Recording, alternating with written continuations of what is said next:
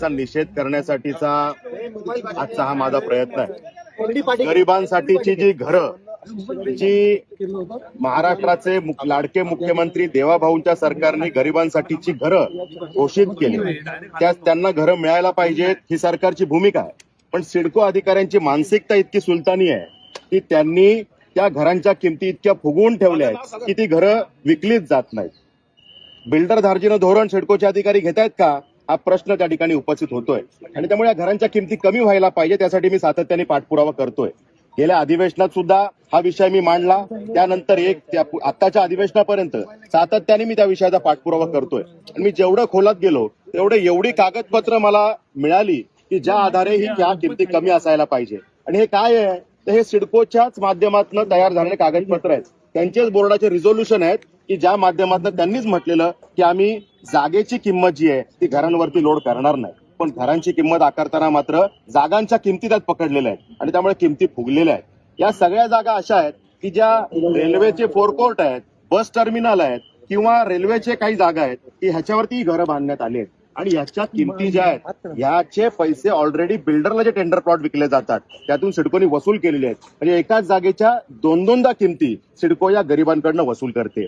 या सगळ्या गोष्टीला माझा विरोध आहे आणि त्यामुळे घरांच्या किमती कमी व्हायला पाहिजेत ही भूमिका। घरांच्या किमती ह्या फुगवलेल्या आहेत, त्या कमीत कमी 30 ते 50% या रेशोमध्ये कमी होऊ शकतात। आणि ह्या सगळ्या गरिबांसाठीच्या घरांमध्ये छोटे छोटे विषय आहेत, म्हणजे 1.5 लाख लोकांनी ह्या लॉटरीला पसंती दाखवली, पण जेव्हा सिडकोनी घरांच्या किमती जाहीर केल्या फक्त 19,000 लोक शिल्लक राहिली आणि त्यातले पण पैसे भरताना मात्र फक्त 10,000 लोकांनी भरले।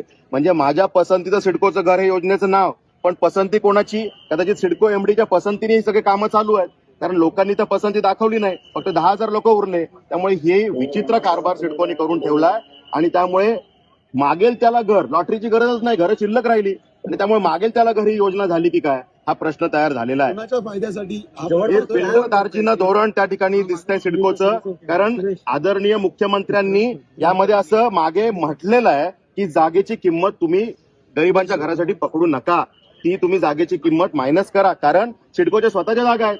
आणि सिडकोने ह्यात असे प्रकार केलेत की स्वतःच्याच पैशातून प्रोजेक्ट उभारले आणि प्रोजेक्ट उभारल्यावरती त्याचं व्याज त्या वर्किंग मध्ये त्यांनी पकडलंय। आता जनतेचे पैसे सिडको फक्त कस्टोडियन आहे आणि त्यांनी ते पैसे मात्र व्याजासकट त्या घरांच्या किमतीवरती लोड केलेले आहेत। हे प्रकार अत्यंत चुकीचे आहेत आणि त्यामुळे ह्या किमती कमीत कमी 30% ते 50% कमी व्हायला पाहिजे। यामध्ये आपण हे सगळे डॉक्युमेंट्स आणलेले आहेत आणि त्यामध्ये आपण बघू शकता की लँड प्राइसिंग पॉलिसी आहे, त्यानुसार पाण्याच्या आणि सगळ्या पायाभूत सुविधा पण सिडकोने दिल्या पाहिजे, पण त्या सुद्धा सिडको आज त्या गरिबांकडनं आकारते। आणि त्यामध्ये सिडकोने म्हटलेलं आहे की आम्ही पैसे 2 वर्ष घेणार नाही, मेंटेनन्स चार्जेस घेणार नाही, पण त्याचे पण पैसे एलओआय मध्ये त्यांनी टाकलेले आहेत। अशा प्रकारे हे सगळे विषय त्या ठिकाणी केलंय। पण सिडकोने डीपीआर जे केंद्र सरकारला दिले, कारण ही पीएमआय योजना आहे, पीएमएवाय, आणि त्याच्यामध्ये सिडकोने डीपीआर मध्ये म्हटलंय की आम्ही ही घरं एवढ्या लाखाला देऊ, 20 लाखाला देऊ, 25 लाखाला देऊ, आणि त्याच्यावरती जर का काही किंमत वाढली तर ती किंमत आम्ही सिडको बेअर करेल, त्या सहन करेल असं लिहिलेलं आहे। पण त्यातही सिडकोने भूमिकेत बदल केली आणि त्याच्या घरांच्या किमती फुगवलेल्या आहेत। हे सगळे विषय या ठिकाणी मी